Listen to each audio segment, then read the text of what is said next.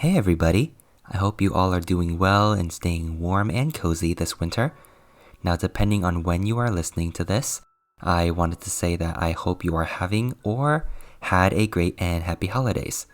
As we get ready for the new year, I am finally starting something that I've been wanting to do for a long time, and that is ASMR readings.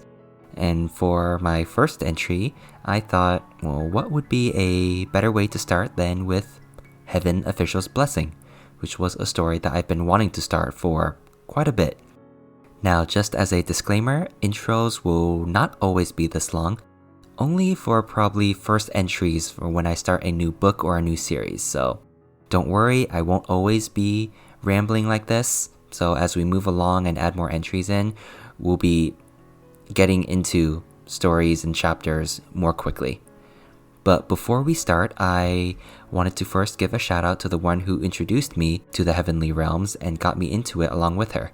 If you're listening to this, you know who you are, and I hope that you and other fans of this world will enjoy this and will not be disappointed. As for those who are new to these realms, I hope you will continue to listen not only to the reading of this series, and to the other series to come as well. You can follow me on Spotify at iKenSleep, you can follow me on YouTube at iKenWin, TikTok at iKenWin, and on my Instagram at officially.iKenWin. You can follow me on all of those platforms and feel free to support me if you'd like. And also, just to put it out there will be words that I will probably pronounce wrong. And if you guys catch that or just have anything else that you would like to let me know, let me know. That would be greatly appreciated. Thank you. Without any further ado, let's ascend into Heaven Official's Blessing. Among all the deities of heaven, there was one famous laughingstock of the three realms. Legend has it that 800 years ago, there was an ancient kingdom in the Central Plains called the Kingdom of Shenle. The Kingdom of Shenle was a vast and bountiful land. There were 4 treasures within it: abundant and handsome beauties, vibrant music and marvelous literature, gold and gems, and their one infamous crown prince. What would be the best way to describe this crown prince? Well, he was a unique man. He was beloved by the king and the queen, and they doted upon him exorbitantly. They would often say with pride, "My son will become a great ruler in the future, and his good name will echo down through history." However, the crown prince was not interested in imperial power or wealth in the mortal world at all.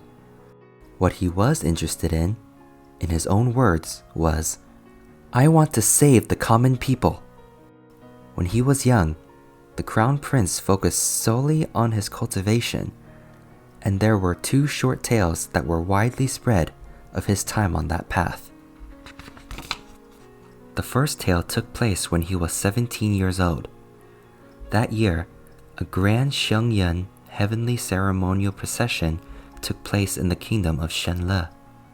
Although the custom of conducting these divine ceremonies has been out of fashion for centuries, it is still possible to deduce what a grand, jubilant occasion it must have been from remnants of ancient books and oral tradition.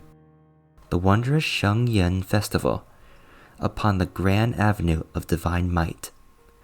Seas of people gathered on either side of the grand street, with royals and nobles talking and laughing in merriment atop the high platforms. The glorious royal warriors, bedecked in armor, opened the paths, while maidens danced elegantly, their fair hands scattering flowers. And who could say whether the flowers or the maidens were more beautiful? From within the golden carriage came marvelous music that drifted across the entire imperial city. And at the rear of the procession was a grand stage pulled by 16 white horses in golden bridles. Upon this towering grand stage stood the God-pleasing warrior, the focus of everyone's attention. At the heavenly ceremonial procession, the God-pleasing warrior wore a golden mask. Dressed in glamorous attire and with a sacred sword in hand, he played the role of the subduer of evil, the #1 martial god for the past 1,000 years, the heavenly emperor, Junwu. It was the greatest of honors to be chosen for the role of the god-pleasing warrior, which was why the selection criteria were exceedingly strict. Thus, the one chosen that year was that crown prince. People across the kingdom believed that he would give the most thrilling performance as the god-pleasing warrior. However, an accident happened that day. During the third tour of the procession, it passed by a city wall that was hundreds of meters tall. At the time, the martial god upon the grand stage was just about to strike the demon down. It was the climax of the performance, with people on both sides of the street at the height of excitement. The top of the city wall swarmed with crowds clamoring to watch the show, pushing and shoving each other to get the best view. At that moment, a small child fell from the edge of the wall. The screams of the crowd reached to the heavens. Just when everyone thought this child would stain the grand avenue of divine might with blood, the crown prince looked up, leapt into flight, and caught the boy.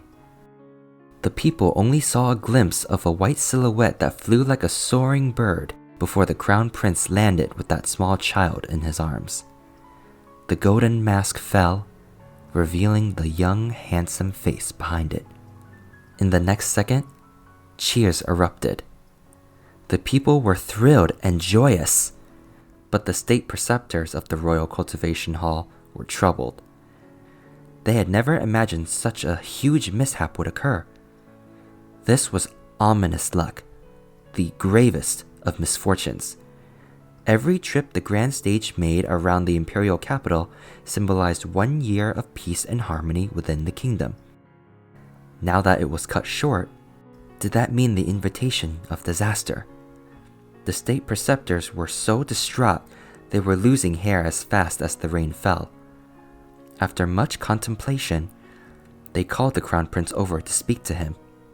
In the softest manner possible, they requested, "Your Highness, might you be willing to face the wall in reflection for a month? It does not really need to be a month, as long as the intention is there." The crown prince smiled. "No." This was what he said. "There is nothing wrong with saving people. Why would the heavens condemn me for doing the right thing?" "Ah, but what if the heavens do condemn you?" "Then it is the heavens who are wrong. Why would I apologize to those who are wrong?" The state preceptors could not argue. This crown prince was such a person. He had never encountered anything he could not do, nor had he ever met anyone who did not love him. He was the justice of the mortal realm, the center of the world.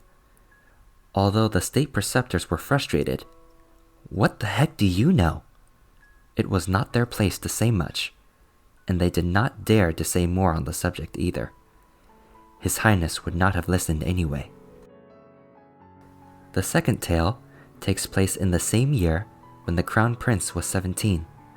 Legend has it that south of the Yellow River, there was a bridge called Yin Yin. Upon this bridge was a ghost that had been lingering for years. This ghost was exceedingly fearsome.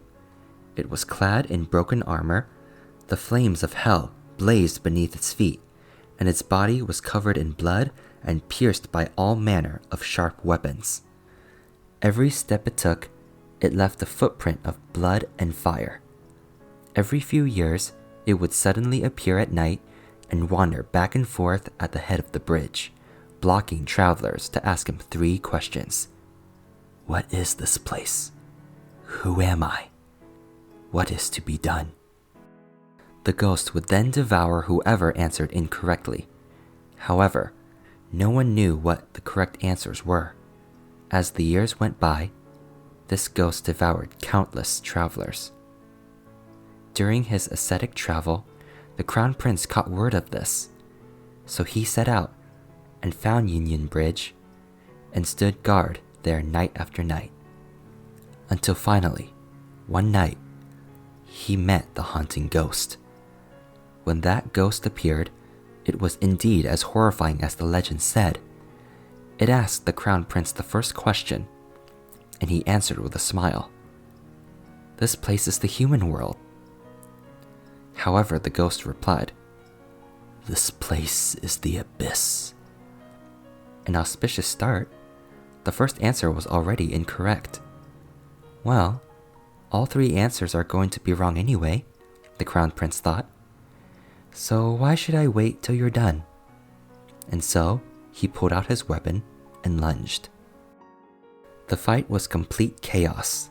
The Crown Prince was skilled in martial arts, but the ghost was terrifying and dauntless. Man and ghost fought so hard that the sun and moon began to topple. In the end, the ghost was finally defeated. After the ghost vanished, the Crown Prince planted a flowering tree at the head of the bridge. As he did so, a cultivator passed by and happened to see him sprinkle a handful of dirt to consecrate the grave and send the ghost off. "What is this?" he asked. And thus, the Crown Prince replied with his now famous line, "Body in the abyss, heart in paradise." When the cultivator heard this, he gave a light smile. He then transformed into a divine warrior clad in white armor, with auspicious clouds beneath his feet. Then, he drew in the wind and rode off in holy light. Only then did the Crown Prince realize that he had just encountered the Heavenly Emperor, who had personally descended to the mortal realm to subdue evil. The deities had already taken notice of this exceedingly outstanding, God-pleasing warrior since his time in the Shangyun heavenly ceremonial procession. After the meeting at Yunyun Bridge, they asked the Heavenly Emperor, "How does my lord find this Royal Highness?" The Emperor answered, "This child's future is infinite."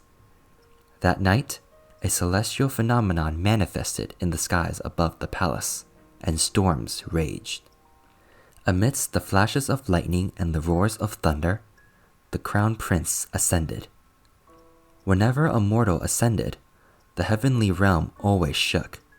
When the Crown Prince ascended, the entire heavenly realm quaked outright with 3 times the normal tremors. Achieving fruitful cultivation was always far too difficult. It required talent, training, and luck. It was often a long road of 100 years for a god to be born. It was not that there were no fortunate souls who became deities at a young age. However, the majority who tried exhausted their entire lives, trained for 100 years, and still had no heavenly tribulations dawn upon them. Even if they did come to face a heavenly tribulation, should they fail the trial, they would die, or be ruined if they managed to survive. Those who made the attempt were as numerous as the sands of the Ganges, but most were simply ignorant mortals who would spend their entire lives as nothing more than ordinary, never finding their own paths. Yet this Royal Highness was no doubt the darling of the heavens. Whatever he wanted, he received. Whatever he wanted to do, he succeeded. He wanted to ascend and become a god, so at the age of 17, he did just that. He had always led the hearts of the people, and the king and queen loved and missed him dearly. So to honor their son, the king ordered great temples and shrines to be built across the land, and for statues of the Crown Prince to be erected and worshipped by all. The more believers that were amassed, the more temples were constructed. That meant the Crown Prince's life would be more prolonged and his spiritual powers would grow more powerful. Thus, in a few short years, the Xinle Palace of the Crown Prince became incomparably glorious, and for a time, its prosperity and splendor reached its peak, until 3 years later, when Xinle fell into chaos. The cause of the chaos was tyranny. with rebels rising in revolt. However, while the flames of war were set ablaze all over the mortal world, the deities of the heavenly realm could not easily intervene. Their concerns were ghosts, monsters, and demons that encroached on the borders, and whatever fell outside those parameters had to be left to their own devices. Think about it. Conflicts were everywhere in the mortal realm, and everyone believed they were justified. So if any god were to stick a foot in, today, you would back your former kingdom. Tomorrow, another would avenge his descendants. Thus, would there not be gods who wanted to fight each other all the time, who would fall into a life of disgrace? That was why the crown prince needed to keep his distance. But he did not care for that reasoning in the least. He said to the heavenly emperor, "I will save the common people." The heavenly emperor possessed 1,000 years of divine power, but even he did not dare let those words hang off his lips. When he heard this, it was easy to imagine how he felt. Yet he could not do anything to stop the crown prince. So he said, "You cannot save everyone." "I can," the crown prince declared. Thus, he descended to the mortal realm without looking back. Naturally, the whole nation of Shinle rejoiced. However, ever since ancient times, there had been one truth the people always spoke of in the human world. There would never be a good outcome when gods descended to the mortal realm without permission. And so, not only were the flames of war not extinguished, they blazed even wilder. It was not to say that the crown prince did not try, but it would have been better had he not intervened at all. The harder he worked, the more of a mess the war became. The people of Shenle were devastatingly battered and crushed, the wounded and casualties innumerable, and in the end, a plague swept through the entire imperial capital, and the rebel army broke through to the palace and ended the war. If it was said that Shinle was originally hanging on by a thread, then the crown prince came and cut it directly. After the kingdom fell, the people finally came to realize one thing. The crown prince they worshipped as a god was never as perfect or strong as they imagined. To speak harshly, was he not just useless trash who could not do anything right? Without anywhere to vent the anguish and pain of losing their homes and families, the battered people furiously poured into the palaces of the crown prince, toppled his divine statues, and burnt down the divine temples. 8,000 temples burned for 7 days and 7 nights, burned until there was nothing left. From that moment on, the martial god who protected peace and safety vanished, and a god of misfortune who brought disasters was born. When the people call you a god, you are a god. If they call you crap, you are crap. You are whatever they say you are. It had always been thus. The crown prince could absolutely not accept this reality, and he had an even harder time accepting the punishment he received for his transgressions: banishment. His spiritual powers were sealed, and he was knocked back down to the mortal realm. He'd grown up endlessly coddled and pampered. He had never tasted the suffering of the human world before. Yet this punishment hurled him from the clouds down into the mud.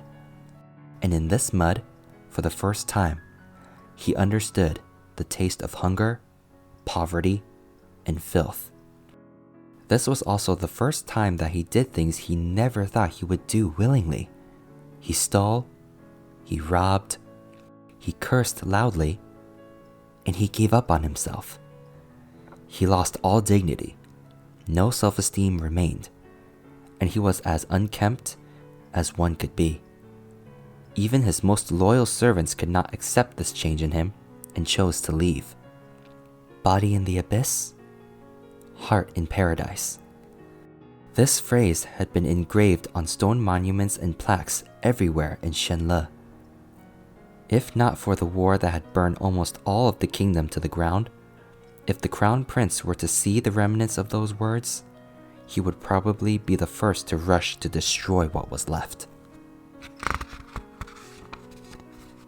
The person who had said those words had personally proven that when the body was in the abyss, the heart could not be in paradise. He ascended to the heavens quickly, but his fall from grace was even faster. That awe-inspiring impression at the grand avenue of divine might, the evil he met at Yin Bridge, it all seemed as if it were only yesterday, and the heavenly realm merely sighed for a while before letting go of what was past. Until one day, many years later, a huge rumble thundered from the sky. This Royal Highness ascended for the second time. Throughout history, heavenly officials who were banished either never regained their glory or fell into the ghost realm. It was rare to turn over a new leaf after banishment. This second ascension was truly grand and spectacular. What was even more spectacular was that, after he ascended, he charged all the way into the heavenly realm and rampaged in full fury. Thus, he had only been ascended for the span of one incense time before he was knocked back down again. One incense time. It could be considered the swiftest and shortest ascension in history. If the first ascension can be considered a beautiful tale, then the second ascension was a farce. Having been banished twice, the heavenly realm looked upon this crown prince with full contempt. And in that contempt, there was caution. After all, he was already threatening and on edge after the first banishment. Now that he had been banished twice, would he not go berserk and take his revenge on the world? Yet who knew? After being banished this time, he did not go berserk and even adjusted earnestly to banished life. There was no issues at all. The only problem was that maybe he was taking things a little too seriously. Sometimes he would busk at the end of the street, expertly playing any instrument and singing any songs, and even shattering boulders on his chest as a part of his act. While there had long been word that this Royal Highness could sing and dance and was a master of many talents, it was unbelievable to witness all his talents in such a fashion, truly inspiring complicated feelings in anyone who saw. Sometimes, he would diligently and humbly collect scraps. The deities were shocked to their cores. It was unbelievable that things would reach this point, where now, if one was to say, "The son you gave birth to is the crown prince of Shenle," it would be a curse more malicious than, "May you die without sons." He was once the noble and gracious crown prince, a heavenly official who was part of the divine ranks. But in truth, no one else had ever screwed up so badly. And so, this was the story of the man who was known as the laughingstock of the three realms. After laughing, those who were more sentimental might also sigh. The darling of the heavens, who once stood at such a height, had truly and thoroughly vanished. Divine statues collapsed, a native kingdom was destroyed, and not a single believer remained. Gradually, he was forgotten by the world. Thus, no one knew where he had drifted afterward. It was already a great shame to be banished once. No one would be able to get back up after being banished twice. Many more years passed. Suddenly, one day, there was another huge rumble in the sky. The heavens fell, and the earth cracked. The ground trembled, and the mountains shook. The lanterns of everlasting light shuddered, the firelights danced in fury, and all the heavenly officials inside their golden palaces jolted awake, every one of them running out to ask each other, "Which new dignitary has ascended? Such a grandiose entrance!" Yet who knew? They had exclaimed in wonder the first second, But in the next, all the deities of heaven were thunderstruck. Weren't you done? That infamous weirdo, the laughingstock of the three realms, the legendary Royal Highness the Crown Prince, he